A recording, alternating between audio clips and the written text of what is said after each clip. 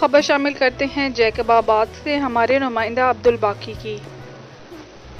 Jacob آباد میں گرمی اضافے کے باعث شہری سخت پریشان، جبکہ دوسری جانب جماعت اصلاح المسلمین روحانی طلبہ جماعت جمعیت علماء طاہریہ کی جانب سے ڈی سی او چوک پر تیسرے روز بھی جاری رہی ہیٹ اسٹروک کیمپ قائم، جس سے شہری مستفید ہونے لگے۔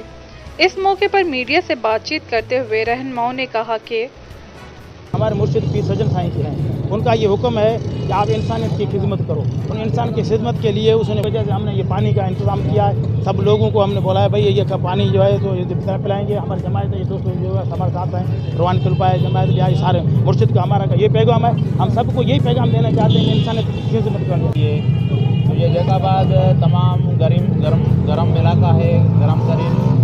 جیکب آباد میں جو یہ تقریباً آج تیسرا دن ہے جو ہیٹ اسٹروک کی جانب یہ جو 50 سینٹی گریڈ گرمی ہے، اس وجہ سے یہ میٹھا پانی اور پھیکا پانی یہ چل رہا ہے۔ جماعت اصلاح المسلمین کی طرف سے، جمعیت علماء طاہریہ کی طرف سے اور روحانی طلبہ جماعت، یہ تینوں فورم جو ہے مل کر کام کر رہے ہیں۔ انشاءاللہ مزید ہم دوستوں نے مشورہ کیا ہے، انشاءاللہ اس کو اور بڑھائیں گے۔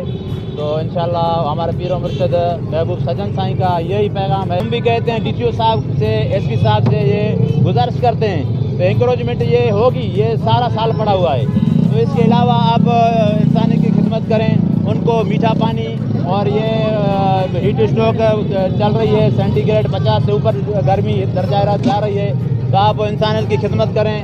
عوام ادھر کی بھوک مر رہی ہے، آٹا مہنگا ہے، چینی مہنگی ہے، اس کے اوپر توجہ دیں۔